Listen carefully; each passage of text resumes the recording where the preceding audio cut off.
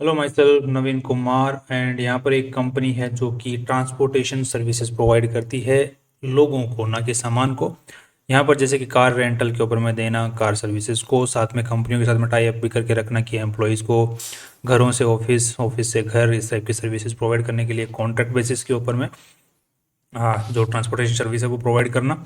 तो ऐसी ये कंपनी है जो कि आईपीओ लेके आना चाह रही है। कंपनी का नाम है ECOS India mobility and hospitality. ये कंपनी लगभग मार्केट से एक भी पैसा नहीं उठाने का ट्राई कर रही है। सारे के सारे शेयर्स जो शेयर्स कंपनी मार्केट में दे रही है, वो जो प्रमोटर लोग हैं वो यहाँ पर इस कंपनी के शेयर्स बेच रहे हैं। यहाँ पर कोई भी रीज़न नज़र नहीं आ रहा है जिसकी वजह से कंपनी को पैसों की ज़रूरत है, राइट। तो अब यहाँ पे इस वीडियो के थ्रू हम यही जानने की कोशिश करेंगे, कंपनी को थोड़ा सा इन डेप्थ समझने की कोशिश करेंगे और कंपनी के जो फ्यूचर्स हो सकता है उसको हम फ्यूचर को जो हो सकता है उसको प्रिडिक्ट करने की यहाँ पे कोशिश करेंगे based on this limited analysis. So अब बेसिक डिटेल की अगर आईपीओ से रिलेटेड बात करें तो 28 अगस्त से 30 अगस्त के बीच में कंपनी का आईपीओ खुलने वाला है। कंपनी ने जो अपना प्राइस सेट किया वो 334 रुपये पर शेयर सेट किया है। फुल फ्लेज आईपीओ है, सो बड़ा आईपीओ है ये कंपनी, इस कंपनी का आईपीओ जो एसएमई कंपनी का आईपीओ नहीं है। अब यहाँ पे बात करते हैं आईपीओ से पहले जो प्रमोटर लोगों के पास में 97-98% के पास में शेयर होल्डिंग थी और आईपीओ के बाद में 68% के आसपास में रह जाने वाला। That is again very good, because full fledge जब आईपीओ आता है तो वहाँ पर एक अच्छी खासी शेयर होल्डिंग रहना अच्छी बात होती है। अब नेक्स्ट अगर देख लेते हैं, कंपनी जो यहाँ पर वैल्यू लगाई इस आईपीओ के थ्रू वो है 2000 करोड़ रुपए की खुद की वैल्यू लगाई है कंपनी ने। अब यहाँ पे अब अगर हम यहाँ पर इस वीडियो के थ्रू ये भी समझेंगे कि ऑलरेडी जो लिस्टेड मार्केट में कंपनियां हैं इस टाइप के जो काम करती हैं उनके साथ में कंपनी कितनी ज़्यादा वैल्यू लगाई है उसकी भी चर्चा करने की कोशिश करेंगे यहाँ पर, राइट। अब यहाँ पे जो बेसिक डिटेल ये आती है कि कंपनी जो ये रीज़न तो बचता नहीं कि ऑब्जेक्ट क्या है कंपनी को आईपीओ लेके आने का, क्योंकि कंपनी के पास तो एक भी पैसा जा नहीं रहा है यहाँ पर, क्योंकि सारे के सारे पैसे जाके इसके पास जा रहे हैं, जो प्रमोटर लोग हैं जो बेच रहे हैं इसके शेयर्स उनके पास में जा रहे हैं, राइट। तो अब ये देख लेते हैं कि कंपनी अब किस तरीके से परफॉर्म कर रही है। उससे पहले हमें ये देखना पड़ेगा कि कंपनी की जो आरएचपी है उसके अंदर एक बार चल के नज़र डाल लेते हैं, जहाँ पे जो इन्फॉर्मेशन दी हुई है उनके बारे में। तो कंपनी के जो मेन कर्ता धर्ता हैं उनका नाम है राजेश लोम्बा एंड आदित्य लोम्बा, और ये दोनों ही जो लोग हैं अपने शेयर्स बेच भी रहे हैं। उनकी डिटेल्स यहाँ पर दी हुई है कि राजेश लोम्बा जो है 99 लाख शेयर्स बेच रहे हैं और जो आदित्य लोम्बा है वो कितने 81 लाख शेयर्स यहाँ पर बेच रहे हैं। नेक्स्ट अगर देखते हैं कंपनी के ऊपर में यहाँ पर कुछ जो लिटिगेशंस हैं वो भी नज़र आ रहे हैं कि कंपनी पे कुछ क्रिमिनल केसेस भी हो रखे हैं, कंपनी ने भी क्रिमिनल केसेस कर रखे हैं, प्रमोटर के खिलाफ भी क्रिमिनल केस यहाँ पर नज़र आ रहा है, बाकी टैक्स से रिलेटेड भी केसेस नज़र आ रहे हैं। अब यहाँ पे ये एक ट्रांसपोर्टेशन सर्विसेज प्रोवाइड करती है एम्प्लॉयज़ को और दूसरे लोगों को। तो यहाँ पर जो लोग एम्प्लॉयज़ जो इनके एम्प्लॉयज़ होते हैं वो ड्राइवर्स होते हैं। तो ड्राइवर्स यूजुअली कई बार गलतियाँ कर देते हैं कि गाड़ी दारू पी लेके चला ली, गाड़ी में सामान पड़ा हुआ था, कोई ड्रग्स वग्स पड़े हुए थे, इस टाइप से कुछ भी हो सकता है, देयर आर चांसेस। तो ड्रग्स में कहने का मतलब है कि दारू हो सकती है, कुछ और चीज़ें हो सकती हैं। तो ऐसे केसेस जो तो आज के दिन इसके ऊपर जो केसेस हैं वो इन्हीं चीज़ों से रिलेटेड है कि किसी के पास में परमिट नहीं था, किसी के पास में गाड़ी रैश ड्राइविंग कर ली, तो इस टाइप के केसेस इनके ऊपर में कंपनी पे हो रखे हैं। सो ऐसा मैंने पढ़ने की कोशिश किया लिटिगेशंस को, तो वहाँ पे कुछ खास मेरे को नज़र आया नहीं। बाकी आप भी पढ़ सकते हैं, यहाँ पर जो आरएचपी है उसके अंदर में आप सिर्फ सर्च कर लीजिए Ctrl+F लिटिगेशंस, तो आपको लिटिगेशन वाले पोर्शन में पहुंच जाएंगे, वहाँ पे आप इनकी पूरी डिटेल पढ़ पाएंगे। नेक्स्ट अगर यहाँ पे देखते हैं कि कंपनी की आज के दिन 3 सब्सिडरीज हैं जिनकी पूरी की पूरी मालिक यही कंपनी है। ये तीनों सब्सिडरीज का नाम यहाँ पे आपके सामने लिखा हुआ है। अब यहाँ पे कंपनी के और तो कुछ खास यहाँ पे कंपनी जो आरएचपी इसमें है नहीं डिटेल्स के बारे में। अगर और डीप इन डेप्थ एनालिसिस करने की कोशिश करेंगे और भी ज़्यादा अंदर ही अंदर, तो फिर तो पूरा आराम से पूरा दिन निकाल दो, चाहे कोई दिक्कत वाली बात नहीं है। क्योंकि और जो मोस्ट इंपॉर्टेंट जो चीज़ें हैं उनके ऊपर में हमने थोड़ा ध्यान दे लिया।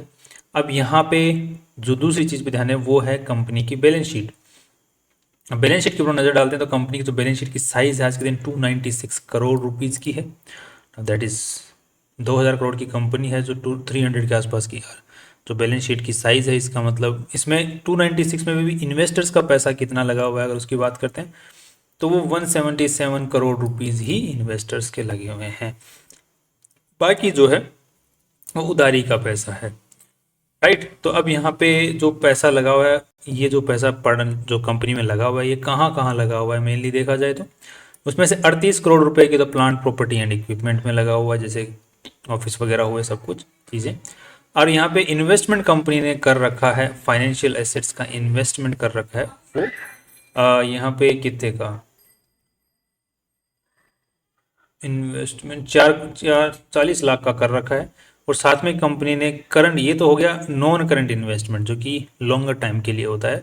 और यहाँ पे फाइनेंशियल करंट इन्वेस्टमेंट भी कंपनी ने कर रखा है, दैट इज 89 करोड़ रुपीज़ का। अब ये जो इन्वेस्टमेंट है कहाँ कर रखा है, तो ये अलग अलग कंपनियों की म्यूचुअल फंड्स वगैरह, दूसरी कंपनियों के शेयर्स वगैरह इनमें कर रखा है जो इन्वेस्टमेंट्स है मेनली, इसकी हम चर्चा करेंगे। इसी के साथ में कंपनी का ट्रेड रिसीवेबल वाला पोर्शन भी 71 करोड़ रुपीज़ का है। सो यहाँ पर कोई खतरा तो नहीं कि कहीं एक पैसा रिकवरी ना हो, तो उसको हमने देखने की कोशिश किया। तो यहाँ पर एक साइकिल बंधी हुई है कि जैसे दूसरी कंपनियों के साथ में जो टाइप चलता है कंपनी का एम्प्लॉयज़ को इधर उधर करने का, तो वो जो पेमेंट होता है वो monthly, quarterly, month half yearly, इस टाइप से यूजुअली कॉन्ट्रैक्ट चलते हैं। तो वहाँ पर भी कुछ नज़र नहीं आया, दिक्कत नज़र आई, क्योंकि हर 6 महीने का यहाँ पे पुराना नज़र आया। उससे पुराना जो है बेसिकली वो ज़्यादा पैसे अटके हुए नहीं है, वो रिकवर हो जा रहे हैं, बट थोड़ा टाइम लग रहा है, बट वहाँ पे ज़्यादा पैसे अटके हुए नहीं हैं। राइट। अब देख लेते हैं एक बार कंपनी के, जो हमने बात किया था कि कंपनी जो पैसा इन्वेस्टमेंट है वो कहाँ कहाँ कर रखा है कंपनी ने, तो इसकी यहाँ पे इन्फॉर्मेशन दी हुई है, जैसे कि HDFC लिक्विड फंड, ऐसे ओवरनाइट फंड, ये जो थोड़े पैसे लगा रखे हैं, 1-2 करोड़ रुपए हर फंड के अंदर में। एक फंड है जो सबसे ज़्यादा पैसे लगा रखे हैं, वो है 17 करोड़ रुपए, that is this one, SBI arbitrage opportunity fund. Usually arbitrage opportunity fund होते हैं, ये ज़्यादा रिटर्न नहीं देते हैं, 5-7% के बीच का FD टाइप रिटर्न देते हैं, क्योंकि आर्बिट्रेज अपॉर्चुनिटीज़ ढूंढते रहते हैं जिसमें ज़्यादा रिटर्न रहता नहीं है। इसके अलावा देर आर नो, ये इन्वेस्टमेंट है कंपनी का।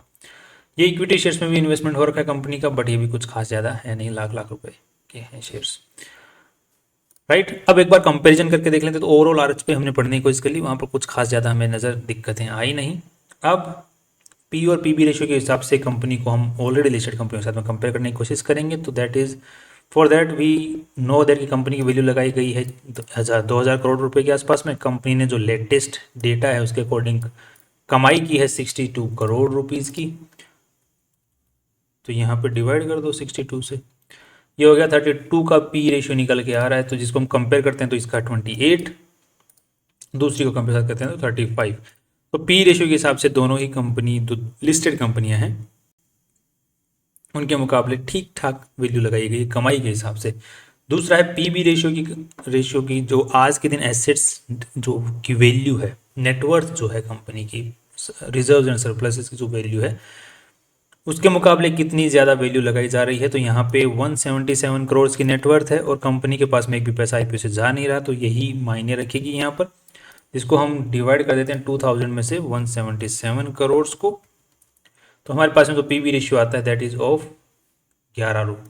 तो 11 का यहाँ पे इसका है 4.37 का, और इसका है ही नहीं, इसका भी एक बार नहीं देख लेते हैं कितना है। 286 करोड़ की कंपनी है, और यहाँ पर रिजर्व एंड सरप्लस है 20 करोड़ के।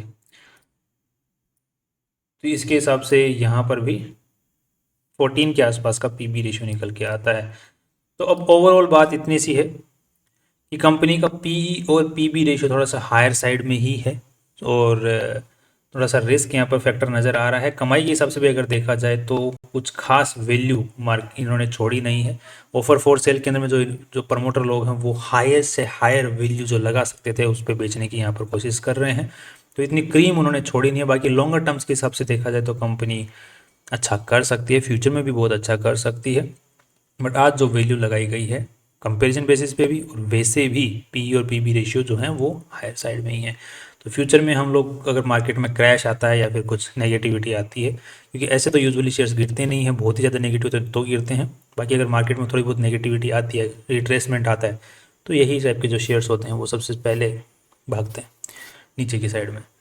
तो वैल्यू कुछ खास है नहीं आज के दिन देखा जाए तो, लॉन्गर टर्म्स के हिसाब से है, बट उसके लिए आपको हो सकता है कि फ्यूचर में हो सस्ते में शेयर्स हाथ आ जाएं। That's all. बाकी आपको कोई भी डिसीजन लेना है अपने फाइनेंशियल एडवाइजर से पूछ के और रिसर्च करके लेनी है, ये लिमिटेड रिसर्च के बेसिस के ऊपर में कमेंट्स थे हमारे। That's all. कल फिर मिलते हैं नई इंपॉर्टेंट वीडियो के साथ में। सी यू टुमारो।